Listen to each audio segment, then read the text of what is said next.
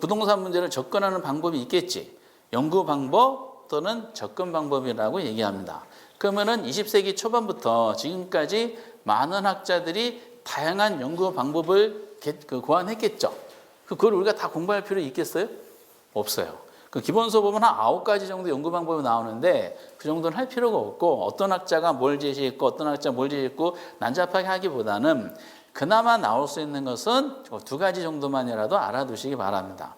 먼저 종합식 접근 방법이라는 내용이 있어요. 이 학문적인 어떤 의미가 있지만 다 생략하고 그러면 시험 문제는 어떻게 나올 것이냐. 연구 방법을 내고 싶어. 거의 한 20년만 한 번씩 나오는 주제이긴 한데 그러면 종합식 연구 방법이라는 했을 때 거기 복합 개념이라는 단어가 있죠.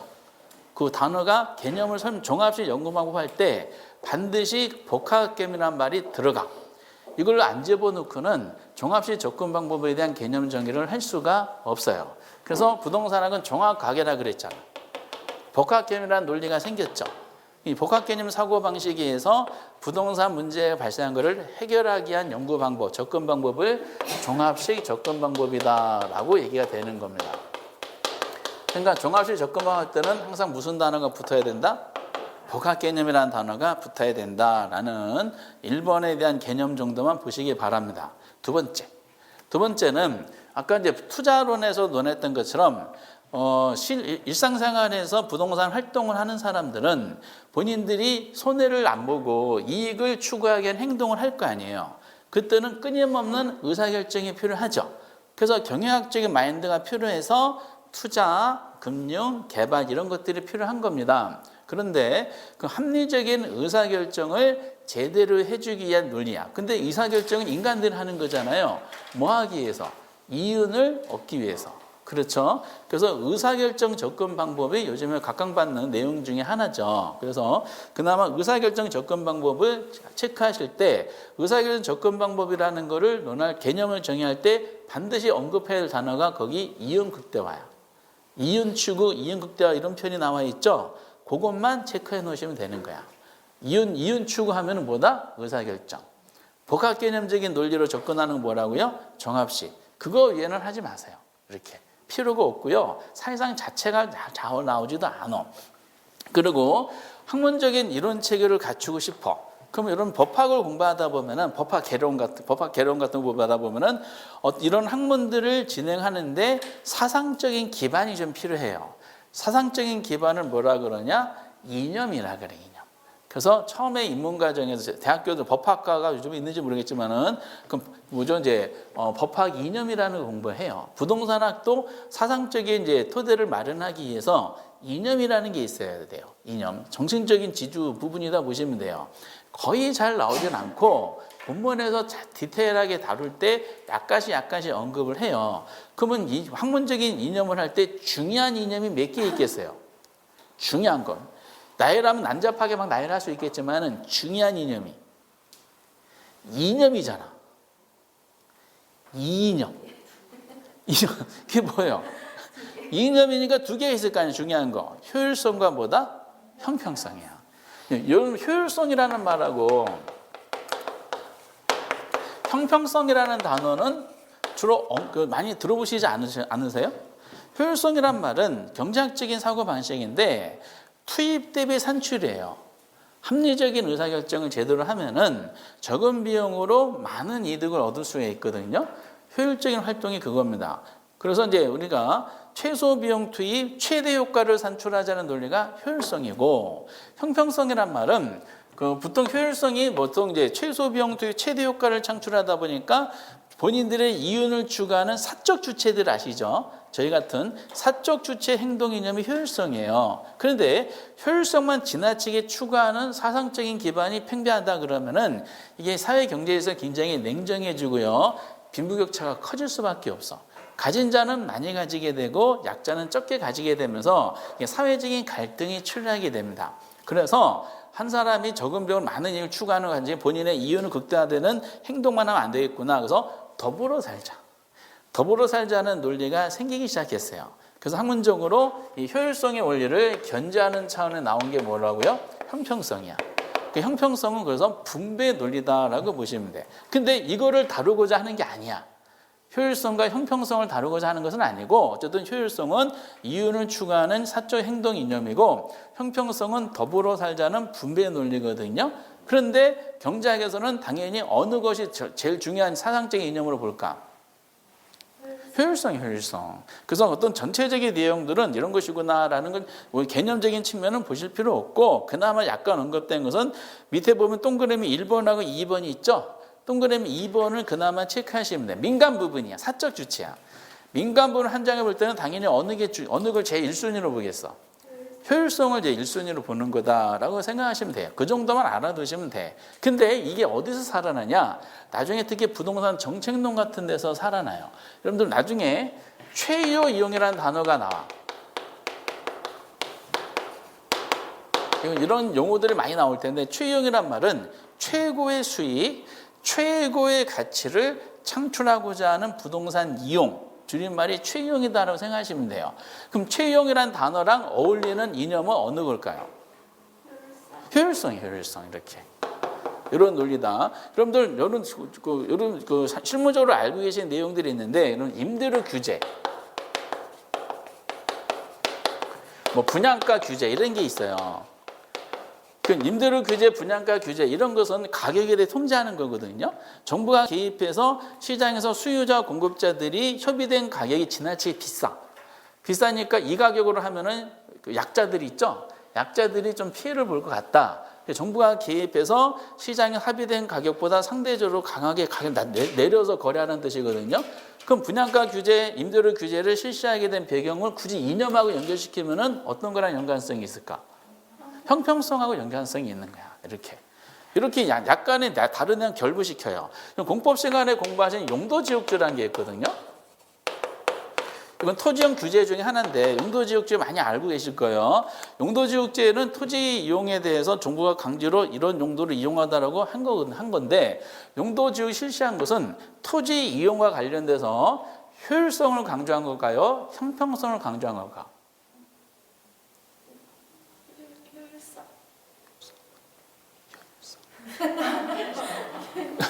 이건 효율성이야. 예를 들어서 정부가 강제해서 이 지역은 A 지역은 주거지역으로 지정했어. 그럼 주거지역 지정하면 주거지역으로 지정한 용도에 부합되는 시설만 들어서 해야 되잖아.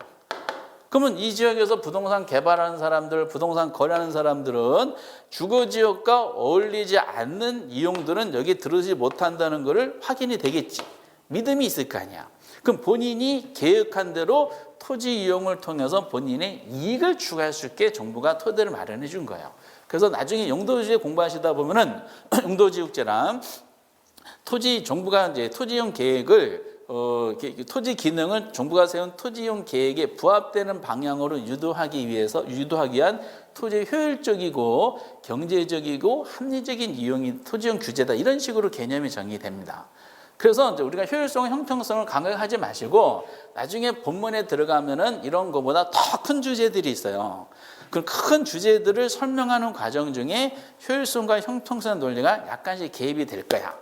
그때 효율성은 이윤 추구고 형평성은 약자 배려적인 측면이 좀 강하다라는 정도만 생각하시면 돼요. 이게 다른 학문으로 넘어가다 보면은 정치적으로 넘어가면은 만약에 이제 경제 성장을 시장을 강조해.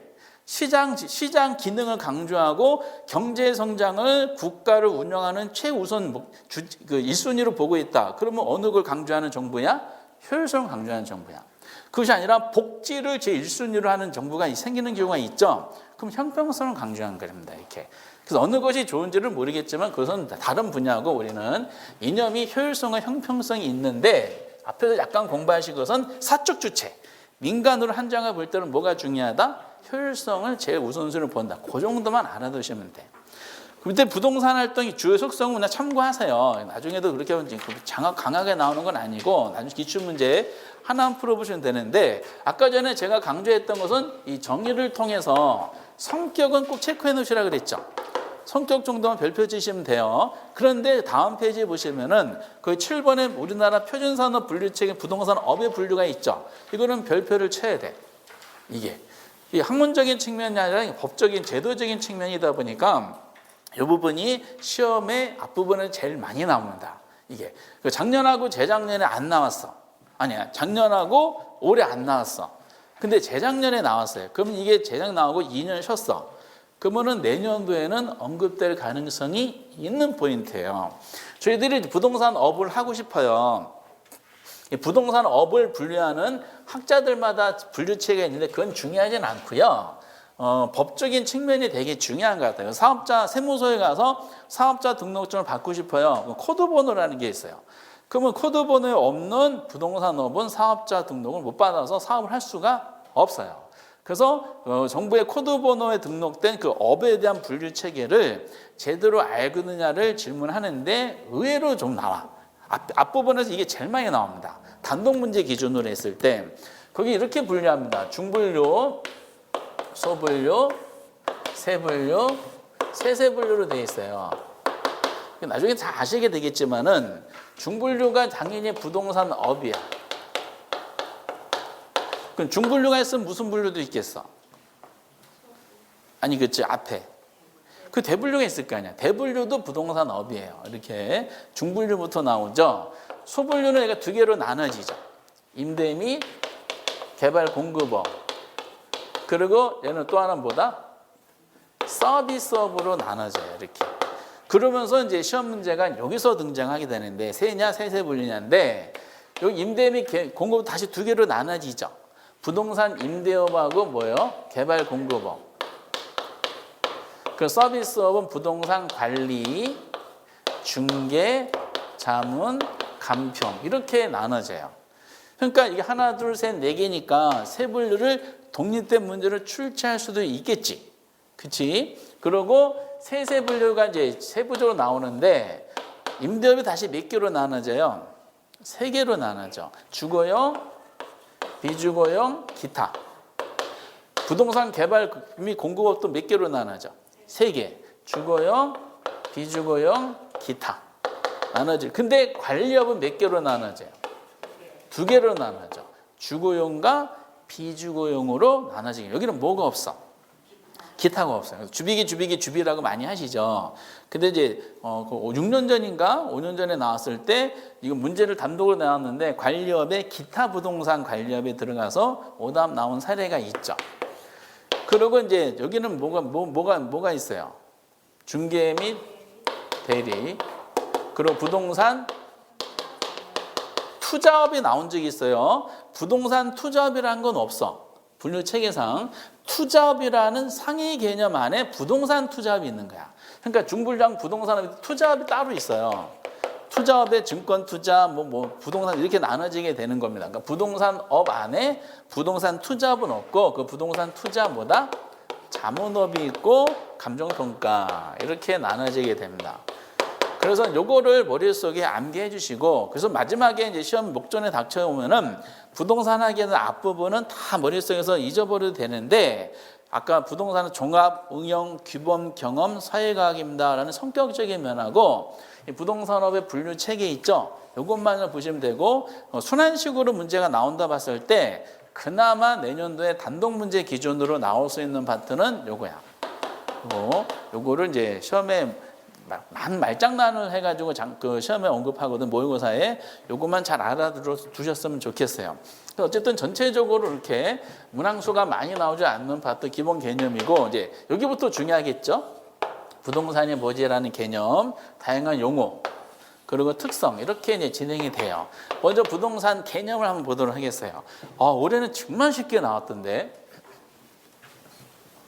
그럼 부동산 학에서 이제 부동산 개념을 어디까지 할 것인가? 여러분들 딱 간단하게 하셔야 돼. 이 부동산이 무슨 뜻인지라는 개념을 공부하시기 전에 배경 지식이 있어야 돼요. 부동산이 무슨 뜻이냐라고 우리나라에서 실정법이 있죠. 실정법상으로 부동산의 개념을 정의 내려준 실정법이 있어. 그 법이 무슨 법일까요? 1번 민법, 2번 도로교통법. 민법에서 부동산에 대한 규정을 해놨어요. 이렇게 민법 보면 여러분들 이제 우리가 물건이라는 게 있죠. 물건이 부동산 아니면 뭘로 나눠져요? 동산으로 나눠져요. 그러면은 부동산에 대한 설명을 민법에 대한 개념을 쫙 갖춰주시다 보면은 학교로는 문제 푸는데 굉장히 도움을 많이 받아요. 그 문제 여기서 부동산 학 입장에서 정리해 볼게요. 여러분 부동산학 입장에서 부동산 개념에 대해서 내가 한번 정리하고 싶다. 올해 33회 때 나왔지만 34회 또 나온다고 생각하시고 그럼 어디 할 것인가? 딱 4개 주제만 공부하시면 돼. 다른 거 없어. 딱 4가지야. 4가지. 그 목차도 그렇게 돼 있어요. 4가지 중에 가장 많이 나온 거. 올해 또 나온 거야. 가장 많이 나오는 거. 거기 아까 부동산학은 종합학문이고 응용학문이라 그랬죠. 짜집기 학문이라 그랬잖아. 그러면은 부동산 문제를 접근할 때 종합식 접근 방법이라 그랬죠. 그 똑같아요. 부동산이 무슨 뜻이지? 개념 정의할 때도 무슨 사고방식? 종합식 접근 방식으로 할 수밖에 없어요. 그 아까 종합식 접근 방법은 짜집기라고 여러 가지 학문의 도움을 받았고요. 그래서 무슨 사고방식이 나왔어? 복합개념이란 말이 나온 거야. 복합개념. 그래서 거기 나온 것처럼 복합개념의 부동산이라는 요 분류 체계가 가장 출제를 많이 합니다.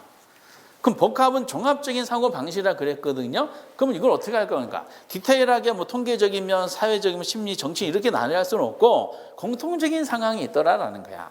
공통적 상황을 3가지로 잡은 거죠.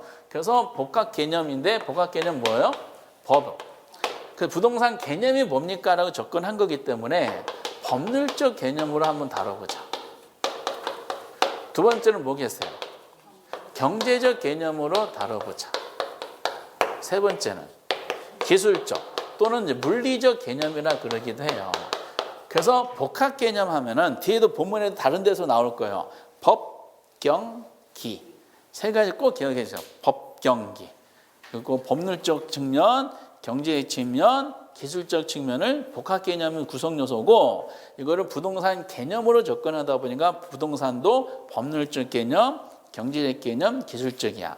그래서 부동산 학에서 부동산 개념이 뭡니까? 라고 할 때 요 3가지 분류, 복합 개념의 사고방식이 거의 70% 비중을 차지합니다.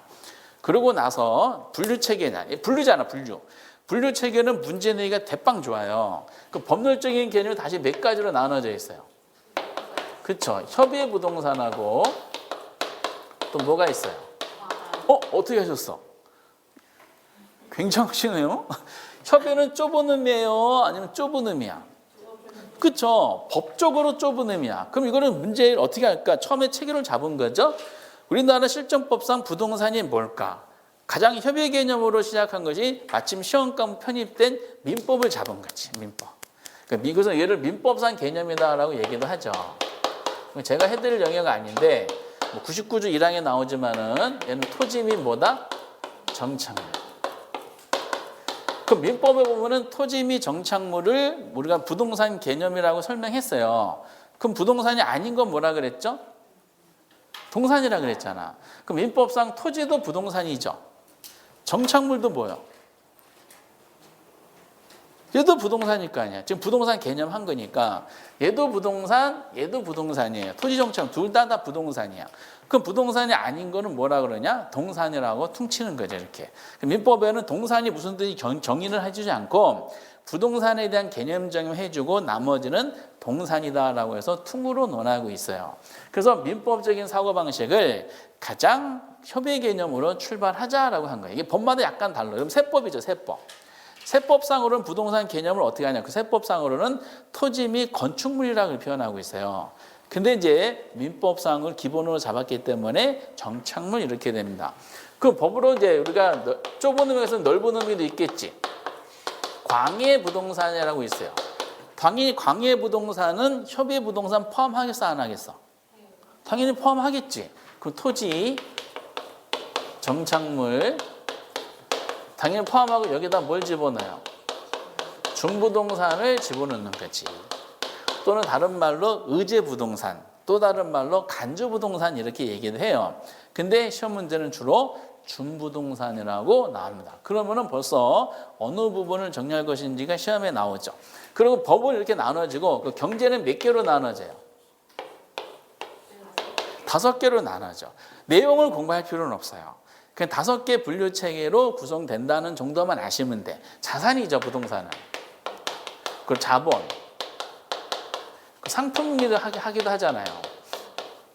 그리고 생산 요소로 역할을 하죠. 토지 같은 경우. 그리고 소비재이기도 하죠. 이 전부 다 경제적인 용어 느낌 들어요, 안 들어요? 들지 않으세요? 안 들면 방법이 없어. 암기하는 수밖에 없어요. 느낌으로 하는 거야, 느낌으로. 이것까지 디테일하게 할 필요. 우리는 지금 정신 전력 투구해야 될 파트가 수요 공급이라든지 투자 이런 데 기다리고 있어. 시작부터 에너지 쏟으시잖아. 뒤에서 지쳐, 이렇게. 그 기술적 개념 몇 개가 있나요? 4개. 자연의 일부죠. 공간, 위치, 환경. 자공이한이라고 많이 얘기하죠, 이렇게. 그래가지고 이제 이 분류 체계 요 논리가 가장 학계론에서 부동산 개발 때 시험 문제가 가장 많이 나와. 이렇게. 그럼 여기서 기출에 나왔던 역사를 잠깐 볼게요. 예를 들어서 이런 식이야. 협의 부동산은 토지 및 그 정착물을 말한다. 맞아, 틀려요? 맞잖아. 그렇죠? 토지 및 그 정착물은 광해 부동산에 해당한다.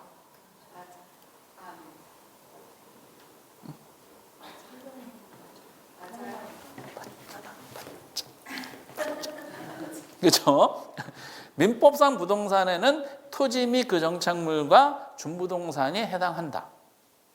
틀렸지. 민법상 여기서 딱 잘라야 되잖아요. 이게 여기 포함시키면 안 되는 거지. 그래도 얘는 여기 포함되잖아. 준부동산은 경제적 개념에 해당한다.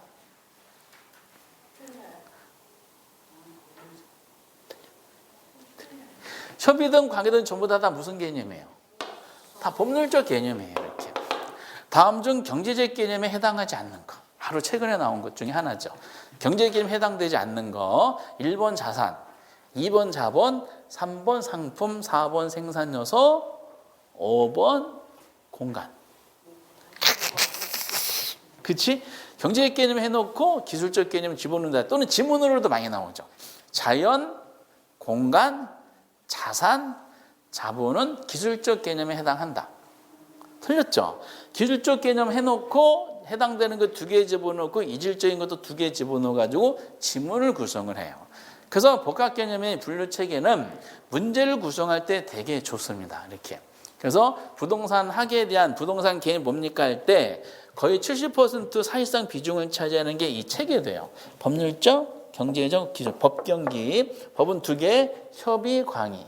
협의는 땅하고 정착물, 광의는 거기다 법적으로 준부동산 포함시키고 경제 5개, 기술 4개 이렇게. 그래서 오늘은 이제 뭐 다른 건 다 잊어버려도 이 분류 체계에 대해서만 기억하셔도 오늘 성공하신 거다 생각하시면 되실 것 같아요. 근데 출전 입장에 볼게요.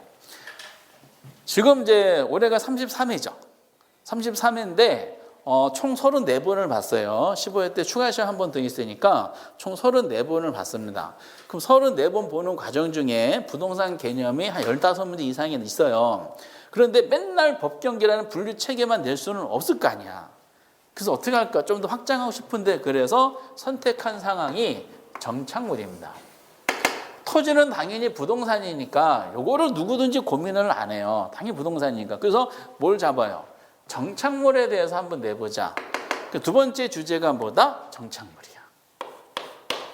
이건 당연히 토지 정착물입니다. 그 민법상 정착물은 우리가 동산이야, 부동산이야? 지금 우리 지금 뭐 하고 있어요? 지금 우리가 동산하고 있어서 지금 타이틀이 뭐예요? 부동산의 개념이 뭡니까? 라고 했잖아요. 부동산이 뭡니까? 해놓고 법적으로 민법상 개념인 토지 정착물이 민법상 부동산입니다. 라고 했잖아. 그럼 당연히 토지도 부동산이지. 그럼 정착물도 당연히 뭐겠어? 부동산이지. 당연히 이제 토지 정착물 하면은 부동산이야. 그 정착물이 아니면은 뭘까, 그럼? 동산이 되는 거야. 이게 그런 주제적인 측면이에요. 그럼 정착물이 뭐냐라는 게 개념적인 요즘엔 잘 내지는 않는데 디테일한 정착물의 민법상에 다루시면 돼. 밑에 정착물의 개념이 있죠. 그 내용이 이제 토지에 우선 부착이 돼 있어야 돼. 부착이 된 상태에서 쉽게 분리할 수 있게 된 거, 분리해서는 안 되는 거. 토지 부착된 상태에서 쉽게 분리해서는 안 되는 물건을 우리가 뭐라 그런다? 정착물이다라는. 이건 중요하지 않아. 그럼 토지로부터 분리가 돼버린 건 뭘까 그럼? 그건 동산이 되는 거야. 어쨌든 정착물이고 정착물이면은 부동산이고 아니면은 동산이야. 학계로는 단순해요. 민법적으로는 디테일하게 들어가지 않아. 단순한 거야. 부동산이냐 아니냐 이런 단순한 논리에 정착물이라는 주제를 가지고 그럼 여기서 이제 출제하고 싶어. 개념에서 장난치기 싫어. 그러면은 이 부분이 복합 개념의 체계도가 결국 70% 비중을 차지한다 그랬죠? 나머지 20%야. 20%. 20%가 뭘까? 정착물도 구분이 돼요. 그래서 거기 이제 줄쳐야 될 것이 이제 동그라미 그 다음 페이지 넘겨보시면은 양가로 입원해가지고 토지 정착물의 유형이라고 나왔잖아. 유형해놓고 이제 첫 번째 그 밑에 바로 설명돼 있어요. 정착물 중에는 제가 일부 줄을 쳐들었어. 토지와 독립된 부동산 취급되는 것 요거 하나. 요거 하나. 또 하나는 토지의 일부로 취급되는 것 또 하나. 몇 가지로 나눠져요? 두 개로 나눠져. 작년하고 재작년에는 부동산 개념이 안 나왔어. 그럼 3년 전에는 여기서 정답이 나왔어요. 어떻게 출제했냐? 부동산 개념 문제야. 정착물에는 토지와 독립된 정착물은 없다. 이런 지문이 있어. OX. X야. 지금 정착물의 종류가 몇 개라고요? 두 개가 있는 거야. 두 개. 정착물에는 토지와 독립성이 인정되는 것이 하나가 있고요. 그러니까 토지와 독립성이 인정되는 정착물은 토지하고 별개의 부동산으로 인정하겠다는 뜻이야. 그리고 또 토지와는 독립성이 인정되는 거 안 되는 거? 인정이 안 되는 거야. 그 토지와는 독립성이 인정이 안 된다는 것은 뭘로 본다는 거예요? 정착물은 무조건 부동산이야. 독립성이 인정이 안 되는 그냥 토지로 본다는 거야. 토지. 그러니까 독립성이 인정이 안 되는 것은 토지의 일부로 보겠다는 뜻이죠. 이렇게. 다시 잘 보세요. 그 줄쳐 그 밑에 설명된 게 되게 중요해요. 정착물 종류는 두 개 있다. 하나는 토지와 독립된 부동산 취급되는 것, 독립 인정되는 거니까 토지하고 별개의 부동산으로 보는 거예요. 그리고 하나는 독립성 인정이 안 돼서 토지의 일부로 취급되는 거. 그 뭘로 보는 거야? 토지로 보는 거야. 토지. 그러니까 여기 보면은 토지 및 그 정착물이잖아. 얘하고 별개의 부동산 보는 게 하나가 있고 토지로 보는 정착물이 있더라라는 거죠. 근데 그 지문 하나 보시고 나서 이렇게 두 개로 나눠지다 보니까 국가고시에서 이 문제를 내기가 좋은 거야. 어떻게 낼까? 토지와 독립된 정착물에 해당되지 않는 것은 이렇게 낼 수 있겠죠. 그렇죠? 그러면은 독립성이 인정되는 정착물은 학설에 따라서 다툼이 있는 경우도 있더라고요. 근데 다수설, 소수설, 판례, 이해할 거 이런 식으로 학설로 다투는 내용은 어서 시험에 나올 사항이에요. 민법에서 나올 사항이에요. 학교론을 출제한 사람은 주로 전공이 전부 경제 경영이야. 전부 다. 대부분. 그러면은 이 사람들 법적인 마인드가 있을까 없을까? 없어요. 그러니까 겉핥기식으로 나올 수밖에 낼 수밖에 없어. 그래서 학설에 다툼 있는 거는 조금 곤란하고 때마침 보니까 확실하다고 인정되는 게 이 독립성이 인정되는 정착물이 딱 4개가 있다는 거야. 4가지 그걸 적혀드렸죠? 그거를 전부 암기를 해주셔야 돼. 자연스럽게 알고 계실 거야. 건물 아시죠? 우리나라는 건물은 토지하고 별개의 부동산 취급이 돼서 별도의 대장이 있어요. 토지 대장이 있듯이 건축물 대장이 있고 등기부도 따로 운영합니다. 이렇게. 그리고 이제 여러분 또 하나가 임목에 관한 법률이라는 거 공부하실 거예요. 어느 과목에서? 민법에서 임목에 관한 법률을 공부하실 텐데 거기서 임목에 관한 법률에 의해서 그 말을 꼭 명시해 주더라고요. 등기된 거 있죠? 거기에 소유권 보존 등기. 등기된 뭐다? 등기란 거 저한테 여쭤보지 마시고 공시과목 중에 하나인데 소유권 보존 등기된 뭐? 임목. 오케이? 임목. 그리고 우리가 공시 방법은 대외적으로 알리는 방법인데 권리관계를 대외 알리는 방법인데 그 대표적으로 등기 등록이에요. 근데 관습법상 공시 방법이 있어요. 명인 방법이라는 게 있어. 이름표 같은 거 붙인 거거든요. 명인 방법을 갖춘 개개의 수목. 이렇게 되지. 그렇죠?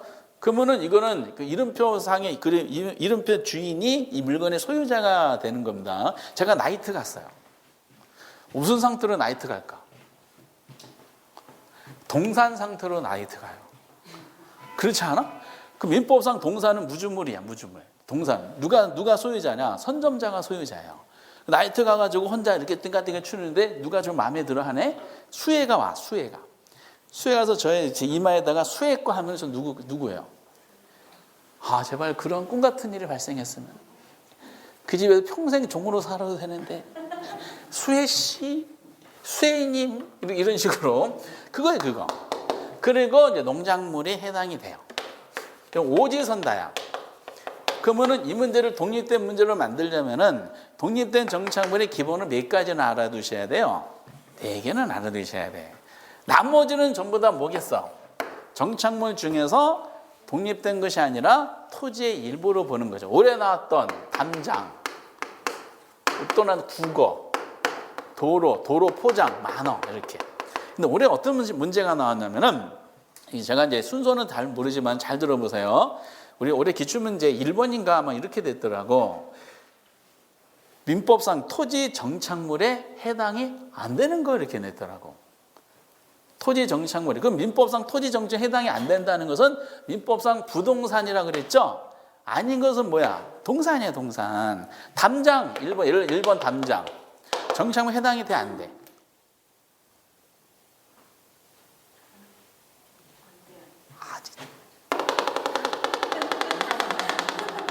거기 적혀져 있잖아, 담장.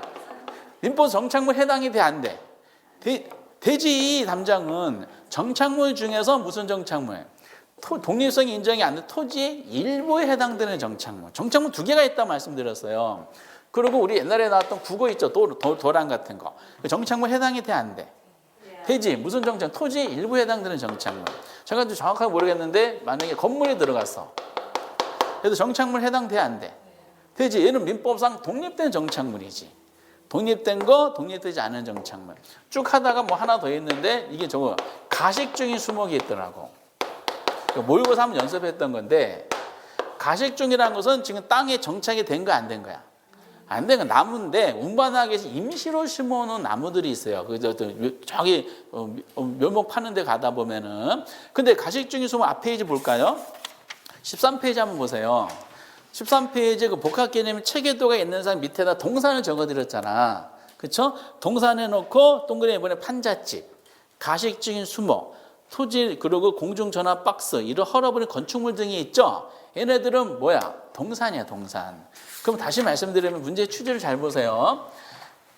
토지도 당연히 민법상 부동산이야. 정착물도 당연히 민법상 부동산이에요. 어렵게 안 내, 학교로는. 정착물이 다시 몇 개로 나눠지더라? 2개로 나눠지더라. 토지하고 별개의 독립된 부동산으로 인정되는 정착물이 하나가 있고, 토지하고 독립성이 인정이 안 되는 정착물이니까 토지의 일부에 해당되는 정착물이야. 그럼 토지의 일부에 해당되는 정착물이든 독립성이 인정되는 정착물이든 전부 다 뭐예요? 민법상 정착물에 해당이 되는 거죠. 그래서 올해 나온 것이 여기에 해당이 안 되는 건 당연히 뭐다? 동산에 대한 구별을 물어본 거죠, 이렇게. 근데 이거는 더 기본적인 걸 물어봤는데 좀 더 디테일하게 되면은 요거 2개를 구별하는 게 나와. 2개. 독립된 정착물에 해당이 안 되는 거 보면은 보기 중에 독립성이 인정이 안 되는 토지의 일부에 해당되는 정착물이 들어가겠지. 근데 토지 일부에 해당되는 정착물의 종류가 많어. 많은 걸 암기해야 돼, 적은 걸 암기해야 돼. 이게 적어. 4개만 암기해 놓으시면 돼. 그래서 우리가 요 부분에 대한 논리가 우리가 이제 복합 개념의 체계도를 구분하는 물어보는 게 부동산 개념의 70% 비중이고 요 부분에 대해 구별하는 게 나머지 20% 정도 비중이다라고 하시면 되겠어요. 되게 중요한 내용입니다. 그거 한 줄로 되어 있는 거랑 올해 이 부분이 나왔기 때문에 내년 또 나올까? 또 나오진 않아. 다른 게 이제 이 안에서 다른 게 나올 거예요. 그 양가로 3번 있죠. 양가로 3번에 보면 이건 거의 잘 내진 않는 파트인데 굉장히 위험한 내용이기 때문에 그래요. 깊숙하게 들어가면 오류가 발생할 수 있어서 겉핥기식으로 나오더라고요. 그러나 수험서에서는 보통 이제 디테일하게 설명이 되어 있어요. 거기 보니까 정착물의 구분 기준이 있다 이렇게 나왔죠. 그럼 이 말이 무슨 뜻일까? 민법상 정착물이면 뭐라고요? 부동산이야. 그 민법상 정착물이 아니면은 동산이야. 그러면 정착물이라는 요 사고 용어를 통해서 민법상 부동산이냐 아니면은 동산이냐를 구별하는 기준이 되는 거예요. 근데 이제 거기 보면 또 바로 밑에 일반적으로 정착물의 구분 기준 기여, 물건이 부착된 방법, 니은, 조화 및 적응의 정도, 디귿, 당사자의 의도, 리을, 거래 당사 관계 이렇게 설명이 돼 있죠. 이런 등으로 구분 기준으로 나옵니다 하는데 이거를 기억낸 디귿을 암기할 필요 있을까 없을까? 암기할 필요 없어요. 약간씩 달라 학자마다. 그럼 그 안에 있는 내용이 등장하는데 가끔 나오는 주제가 있어요. 첫 번째 그 부착 방법이 있지. 부착 방법으로 구분 기준을 약간 하시면 되겠어요. 이게 2번 나왔어. 지문으로만. 구분 기준 중에 방금 전에 이제 우리가 논했던 것이 민법상 정착물은 부동산이라 그랬어요. 정착물이 아니면 뭐다? 동산. 그럼 정착물이라는 개념을 통해서 부동산하고 동산을 구별하는 내용이야. 그러니까 나중에 민법 공부하시고 나서 하다 보면 이거 정말 쉬워 이렇게. 근데 구별 기준 중에 하나가 부착 방법이에요. 이게 뭘까? 토지도 독립된 부동산이 건물도 독립된 부동산일 거 아니에요. 그 여기에 많은 물건들이 부착이 돼 있겠지. 그 여러 가지 막 부착이 돼 있는데 이 부착된 물건이 과연 동산이냐 아니면은 부동산이냐라고 따져보는 내용이다 보시면 돼. 이때 먼저 첫 번째로 논하는 것이 건물 등에 막 뭔가 부착이 돼 있어. 부착되는데 부착된 그 물건을 물리적으로 제거가 불가능하대. 어떤 건물에 뭔가 부착이 돼 있어. 근데 얘가 물리적으로 제거 불가능하대. 그럼 이거 정착물로 봐야 될까요? 동산으로 봐야 될까? 이거는 당연히 정착물이야. 요거는 시험에 나온 적이 없어. 이렇게. 그러면 어떤 물건이 막 부착이 되는데 그거를 인간이 물리적으로 제거가 가능하대. 이거는 뭘로 봐야 될까요? 동산으로 본다라고 하면은 틀리는 거야. 그 물리적 제거 가능한 것은 동산이다. 반대말이니까 그럼 틀려. 동산이라면은 이것도 정착물이다 한다. 그것도 틀려. 정착물도 틀려. 그러니까 문제에 나오는 거예요. 정착물로 해도 틀리고 동산은 틀려. 그래서 원서에는 어떻게 되어 있냐? 어떤 건물에 어떤 물건이 부착됐는데 그 부착된 물건을 물리적으로 제거 가능하다 그래서 그 물건을 모두 다 동산으로 보는 것은 아니라는 걸 주의하라라고 되어 있어요. 그러면은 이것이 시험에 나오는 건데 거기에 동그라미 2번 있죠? 2번을 이제 별표를 쳐 주셔야 됩니다. 동그라미 2번. 제거했어. 제거 가능한 물건 제거했어. 제거했을 때 그 물건을 부착된 어떤 제거했을 때 제거당한 건물이 있을 거 아니야. 건물의 효용. 같은 말로 유용성 또는 기능. 이런 면에서 영향을 미치면서 물리적 제거 가능하대. 그럼 효용 기능적인 면에서 영향을 미치면 제거 가능하면은 그 물건 제거했을 때 건물의 가치에 영향 주겠어 안 주겠어요? 그 떼어낼 수 있는 거지만 떼어내면 되겠어 안 되겠어? 안 되는 거야. 영향 미치면서 물리 제거 가능한 물건은 뭘로 본다? 정착물로 보는 거야. 근데 효용 기능 면에서 아무런 영향을 미치지 않으면서 물리적으로 제거 가능하다. 이거는 뭘로 봐야 돼? 동산으로 보는 겁니다. 동산. 그래서 거기에 시험 문제가 동그라미 2번이 나왔던 거예요. 어떻게 냈을까? 물리적으로 제거할 수 있다 하더라도 기능적으로 건물의 효용을 제한하게 되면 떼면 돼요? 안 돼요? 그럼 뭘로 봐야 돼? 정착물로 봐야 돼. 이렇게 나와야 되잖아. 여기다가 동산을 집어넣은 거지. 그렇게. 그래서 대학 교재에서는 뭐를 예를 들었냐면 여러분 변기 아시죠? 저는 항상 요 예를 드는데 자주 와닿아가지고 변기가 얘는 정착물일까 아니면은 동산일까? 얘를 정착물이에요 라고 하면은 틀려요.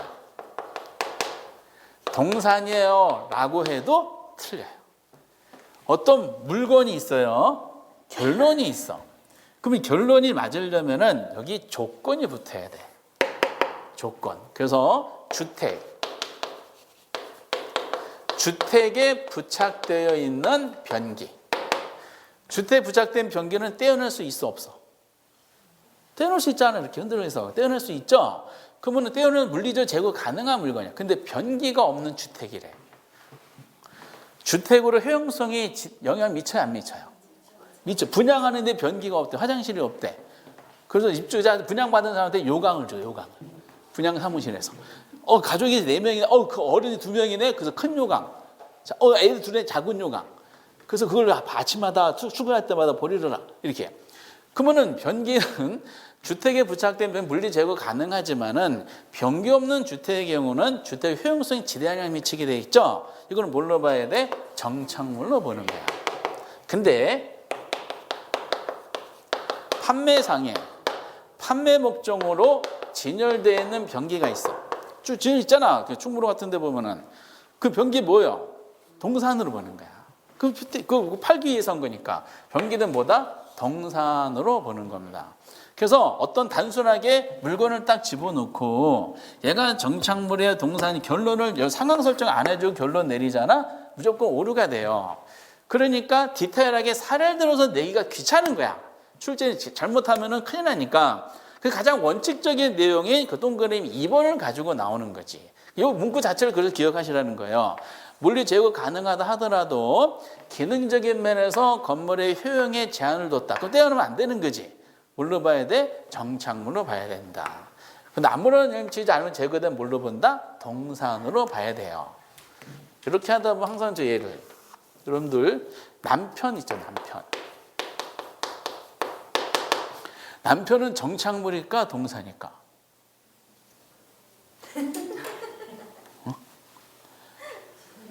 동산.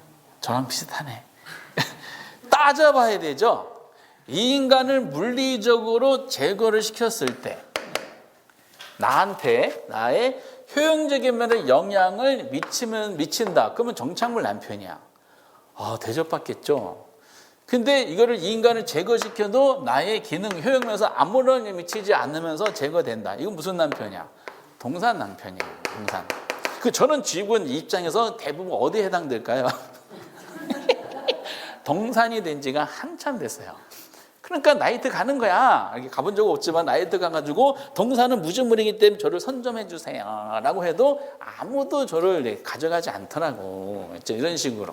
그래서 이제 원칙적인 것만이라도 보시면 된다는 것이지 아주 사례를 들어서 디테일하게 할 필요가 없어요. 그래서 동그라미 2번이 시험에 나온 거니까 나오더라도 그것만 나올 거예요. 그거 체크하시고 당사자 관계에서 1번하고 2번이 있잖아요. 1번이 시험에 나왔어.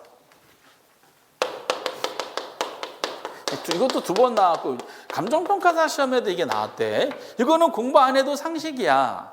여기 보면은 이제 당사자 관계가 임대인과 임차인이 있다 보시면 돼요. 이거 상식적인 어떻게 이렇게 내는지. 그 임대주택이 있겠죠. 임대주택에 많은 물건이 부착돼 있을까 안 돼 있을까? 돼 있을 거 아니에요. 그 임대주택에 부착된 그 많은 물건을 제3자가 이렇게 봤을 때 이 물건이 정착물이냐 아니면 동산 판단하기가 어려울 거 아니에요. 그럼 당사자 관계야. 여기 임대인이 설치한 물건이 있겠지. 임대인이 설치한 그 물건은 뭘로 봐야 돼? 본인 거잖아. 임대사업 증진을 목적으로 한 거기 때문에 이건 뭘로 본다? 정착물로 보는 거야. 근데 그 임차인이 이 사업을 설치한 물건이 있을 거 아니에요. 이건 당연히 이사 갈 때 가져가겠지. 임차인이 설치한 물건은 뭘로 봐야 돼? 동산이야, 동산. 근데 어떻게 시험 문제 나왔냐면은 임차인이 설치한 물건은 부동산으로 본다. 이렇게 시험에 나왔더라고요. 이렇게, 오케이? 그 단순해. 그래서 거기에 동그라미 이제 1번에 보면은 임차인과 당사자 관계에서 두 번째 줄 있죠? 임차인이 설치한 물건은 뭘로 본다? 동산이다. 이거를 뭘로 낸다고요? 부동산으로 이렇게 낸다. 비상식적인 내용이죠. 약간 한번 추가적으로 잠깐 볼게요. 이건 시험에 나오진 않았고 그것만 시험에 나왔으니까. 임차인이 설치한 물건이 이 사람 설치한 물건이 동산이라 그랬잖아. 얘가 부동산 정착물로 바뀌는 경우가 있을까 없을까? 있어요. 원서에 보면 어떻게 되냐면은 임차인은 본인이 설치한 물건이 있을 거 아니에요. 뭐 비데라든지 본인이 가져. 원래 임대주택은 비데가 없어. 본인이 설치한 비데를 설치했겠지. 그럼 원래 부착돼 있었던 거는 보관하고 있어야 돼요. 그래서 비데를 가져가고 이렇게 한 거죠. 근데 가져가 귀찮은 거야. 그래서 임차인이 설치한 본인 물건을 집주인에 전화했어. 건물을 일부러 하겠다라고 의사표시했어요. 그럼 집주인 마음대로 하세요라고 했겠지. 그건 뭘로 바뀌어요? 다음 임차자 관계에서는 뭐다? 정착물로 바뀔 수가 있는 거지. 여기서 굉장히 긴장하셔야 될 분이 누구다? 남편이야, 남편. 남편이 이 사람이 이사 가면서 남편을 건물을 일부러 하겠다 의사표시했어. 근데 집주인이 맘대로 하세요라고 그랬어. 그 뭐 해야 돼? 그 놓고 가는 거니까 이 남편은 뭐가 돼요? 이 부동산 정착물에 대해서 건물의 귀신이 되는 거야. 그럼 새로운 임차인이 들어왔을 거 아니야. 그 새로운 임차인은 뭐 했어요? 본인이 원래 살던 남편을 그 기존에 살던 주택 정착물로 귀착시키고 나서 새롭게 왔지. 새로운 관계 형성이 되는 거야, 이렇게. 그래서 이사 갈 때 항상 긴장하셔야 돼요. 날 버리고 가냐, 안 버리고 가냐. 근데 만약에 새로 오는 임차인이 수혜야. 그 버림을 당하고 싶어. 정착물화 되고 싶어. 그러니까 여기는 복잡하게 낸 것이 아니라 어쨌든 임차인이 설치한 물건을 뭘로 본다? 동산. 근데 여기다가 뭘 집어넣는다고요? 부동산을 집어넣어서 시험을 내더라는 거예요. 그래서 여태까지 관계는 구분 기준상에는 딱 2개만 나왔어요. 방금 아까 적어 들은 거 있죠? 위에 체크해 드는 거. 물리 제거 가능하다 모두 다 동산을 보는 건 아니다는 거. 이런 내용들이 있다는 줄쳐드는 거. 임차인이 설치한 걸 뭘로 본다? 동산인데 부동산을 한다. 근데 이 자체가 많이 안 나와. 핵심은 이것이 아니라 요거 올해도 그랬지만 요거를 구별할 수 있느냐가 복합 개념의 담으로 논하는 겁니다. 이렇게. 오케이? 그 다음에 이제 세 번째를 논해야 돼. 세 번째가 뭘까? 지금까지는 협의 부동산 한 거잖아요. 근데 광해 부동산은 법적으로 논하면서 뭔가 좀 깨름직한 게 하나가 있죠. 그게 뭐다? 준부동산이 하나가 있는 거예요. 그럼 세 번째는 뭘 내겠어요? 준부동산. 많이 나오진 않아. 본문에 다른 게 또 논하게 될 텐데 그러면은 준부동산. 그건 디테일하게 설명을 해드리긴 했는데 어떻게 어느 수준까지 나오는지 한번 볼게요. 준부동산. 먼저 개념. 실제로는 길게 쓰진 않고 개념 정의할 때 핵심적인 단어만 들어가면 돼요. 먼저 정확하게 우리가 진행한다 그러면은 준부동산이란 민법상 부동산이지만 해야 돼? 민법상 부동산은 아니지만 해야 돼. 그렇죠. 민법상 부동산은 어디까지 민법상 부동산이라고 그랬어? 토지야. 저 책에도 머릿속에 갖고 계셔야 돼. 토지 정착물까지만 민법상 부동산이라고 그랬죠? 준부동산 빠져나왔잖아. 때문에 얘는 정확하게 쓰면은 뭐 체크할 거 딱 한 가지 단어만 체크하시면 돼. 민법상 부동산이지만 하면 틀리는 거야. 민법상 부동산은 아니지만. 먼저 이렇게 하나 체크했어요. 그리고 물건의 성격상. 특별한, 이건 다 적지 마세요. 하나만 체크하면 되는 거야. 특별한 관리의 필요성에 의해서. 그 다음에 중요한 단어가 나와요. 물권 변동이 있죠. 물권 변동을 등기 또는 등록이라는 무슨 방법? 공시 방법. 갖출 필요가 있는 특정한 물건을 말한다. 이렇게 진행이 돼요. 그러면 그 책에도 약간 비슷하게 정리가 되어 있지만은 이 문구상에서 이걸 질문을 이거 다 쓰냐? 안 써. 출제위원들은 준부동산 개념이 아주 드물게 나오는데 이거를 늘리고 줄이고 마음대로 할 수 있거든요. 늘리고 줄이든 한 줄로 내는 경우도 있고 한 줄 반으로 내는 경우도 세 줄짜리로 낼 수도 있어요. 근데 어떤 경우든지 준부동산을 할 때 반드시 들어가야 될 단어가 있어. 그 단어가 뭘까? 무조건 키워드 들어가야 돼. 이거 안 들어가면 무조건 틀려. 뭐? 공시 방법. 공시야, 공시. 민법상 부동산에는 공시 방법이 있을 거 아니에요. 그렇죠? 토지 등기 당연히 있는 거니까. 아닌데 등기 등록이라는 공시 방법. 요 말이 반드시 들어가야 돼. 공시 방법을 갖출 필요성이 있게 된 특정한 물건 이렇게 해주셔야 됩니다. 그리고 거기다가 준부동산 해놓고 그 두 번째 줄 있죠? 물건 변경 공시 방법으로 등기 등록 불가피하게 물건 이렇게 설명이 되어 있어요. 공시 방법에 체크해 놓으시면 돼. 그것만 기억하면 돼. 그런데 두 번째는 뭐냐면은 종류야. 여기에 보면 특정한 물건이라 그랬잖아. 그렇죠? 민법상 부동산은 아니야. 아님에도 불구하고 물건에 해당되는 종류가 있는데 그중에 동산이 있어. 동산. 아까 부동산, 동산은 다르잖아요. 근데 동산의 경우인데 민법상 부동산처럼 등기 또는 등록의 공시방법을 갖추게 된 특정한 동산이에요. 대표적으로 뭐가 있다? 자동차. 그리고 건설기계, 선박, 20톤 이상. 그럼 뭐? 항공기. 그리고 이제 재단이 있어. 동산과 부동 결합체인 재단이 딱 두 개만 나왔더라고요. 광업재단. 그리고 뭐? 공장재단. 그리고 권리도 있어, 권리. 권리는 광업권. 이건 물론 중요하지 않는데 어업권 이런 것들이 해당이 돼요. 근데 이제 우리가 중요한 것은 준부동산 개념 정의가 중요한데 이걸 어떻게 출제하느냐가 방향성이 되게 중요해요. 어떻게 시험에 나오면 잠깐 볼게요. 다음 중 부동산 개념 문제예요.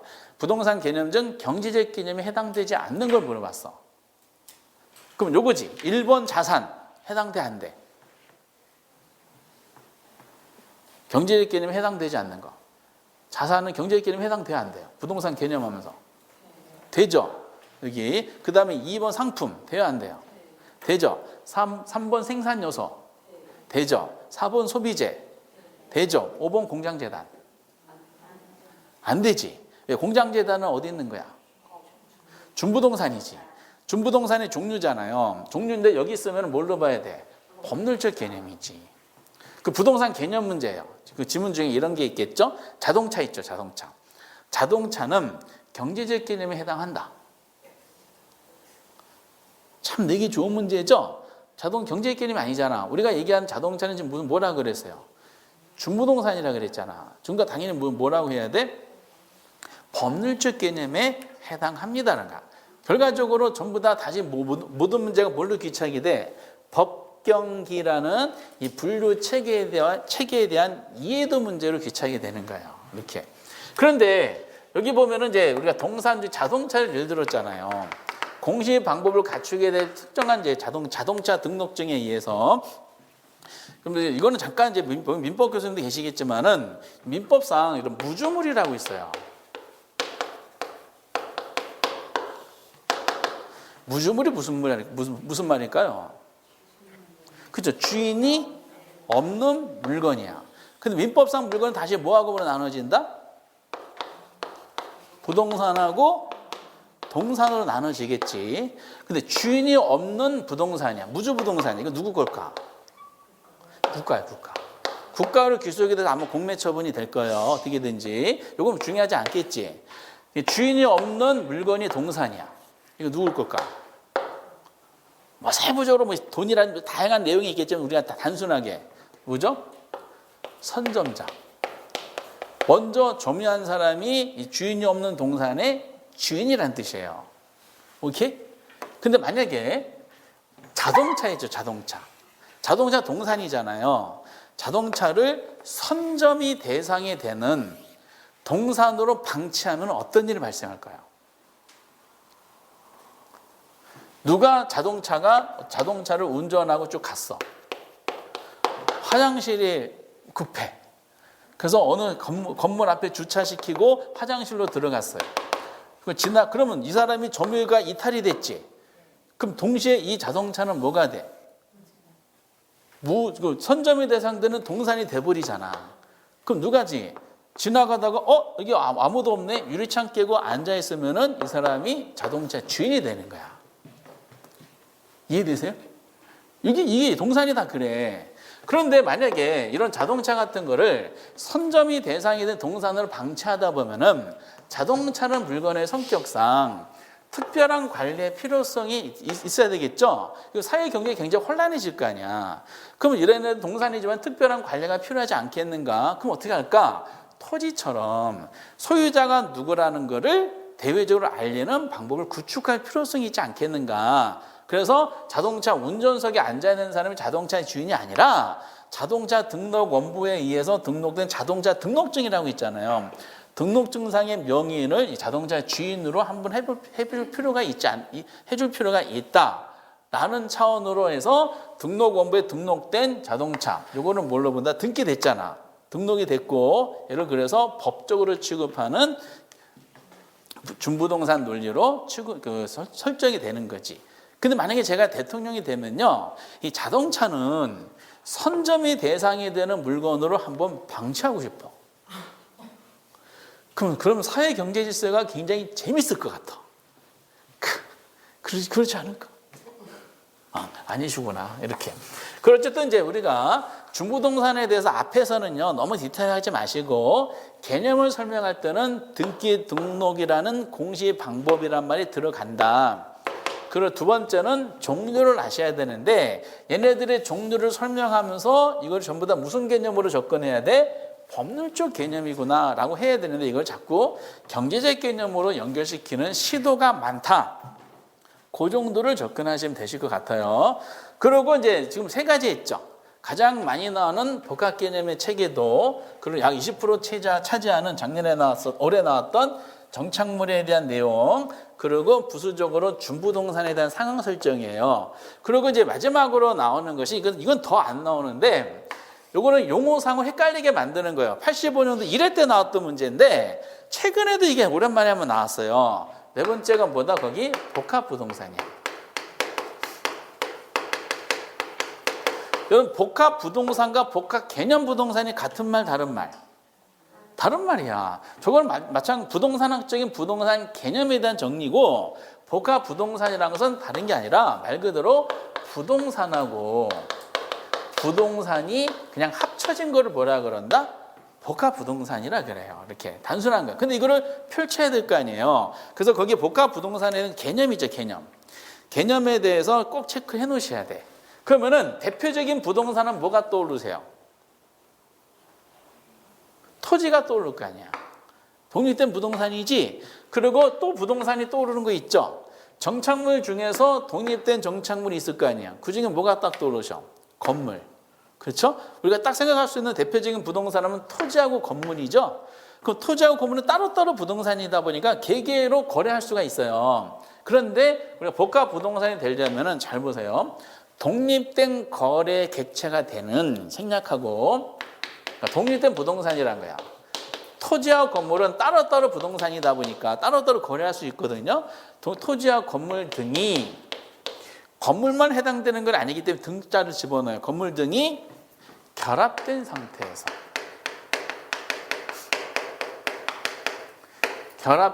상태에서 부동산 활동, 거래 활동이라든지 감정평가 활동이라든지 다양한 활동, 부동산 활동의 대상이 될 때, 지문이 정해져 있어요. 될 때, 대충 책이 있으니까 이를 뭐라 한다. 이 지문에 대한 정답이야. 그럼 가로 안에 뭐가 들어가야 될까?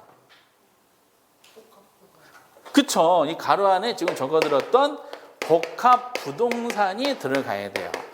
오답이 나올 때 여기 뭐가 들어가야 될까요? 그쵸. 복합. 이미 다 알고 계시네. 그래서 한 문제 맞히신 거야. 복합 개념의 부동산이 들어가면 틀리는 거지. 그럼 복합 부동산 할 때 문구 개념 정의했잖아요. 이 개념 정의할 때 가장 중요한 키워드가 여러분들 느낌이 뭐가 느낌인 것 같아요? 가장 중요한 키워드 개념상에서 결합이야, 결합. 따로따로 국밥인 토지, 건물 등이 따로도 거래된다 그랬잖아요. 결합, 함께라는 뜻이에요. 함께 활동의 대상이 될 때 이를 뭐라 그러자? 복합 부동산이라고 하자. 그러고 나서 1시간 후에 시험을 보잖아요. 많이 틀려. 여기다가 복합 개념 부동산 하면은 어서 들어본 것 같은데. 그래서 1시간이라는 시간은요, 지금 입장에서 잊어버리기 충분한 시간이 되는 겁니다. 그래서 이제 여러분들이 부동산 개념이 지금 몇 페이지예요? 3페이지 걸쳐서 되어 있지만은 정리해 봤을 때 오늘의 이제 과제는 무조건 뭐다? 복합 개념의 부동산 체계도 있죠? 법, 경, 기. 법은 다시 몇 개? 2개. 협의랑 광의. 협의는 뭐하고 뭐? 토지랑 정착물. 광의는 거기다 뭘 첨가시키면 돼? 준부동산. 경제는 몇 개? 5개. 기술은 몇 개?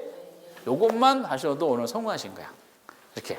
그리고 정착물이 뭐고 준부동산 뭐고 복합부동산의 개념 뭐라는 것은 천천히 하셔도 돼. 어차피 쫓아오니까. 이해되시겠어요? 그 다음에 하셔야 될 것은 지금 다 부동산 개념을 논하면서 토지를 제한 나머지들은 다 논했잖아. 당연히 대표적인 부동산이 토지니까. 그럼 토지만 한번 따로 다뤄보자 해서 등장한 것이 이 부동산 분류 중에서 토지 용어죠. 몇 년째 나오고 있는데 5, 6년째 계속 나오고 있어요. 토지라는 고유 명사가 있는데 이 토지를 인간이 어떤 목적으로 활용에 따라서 다양한 형태의 명칭이 나오게 됩니다. 이게 그래서 그 다음 페이지 이제 세 번째 주제 중에 하나가 16페이지 보면 토지 용어의 국한식을 논할 거예요. 알고 계신 토지도 있고 처음 보신 토지도 있으실 거예요. 그래서 이 토지 용어가 그럼 어떤 내용인지 조금만 주무셨다 하도록 하겠어요. 예. 야, 이거 했으면 벌써 한 문제 맞췄다. 요거 맞히셨어? 올해 시험 보신 분? 부동산 개념? 가식 중에 20.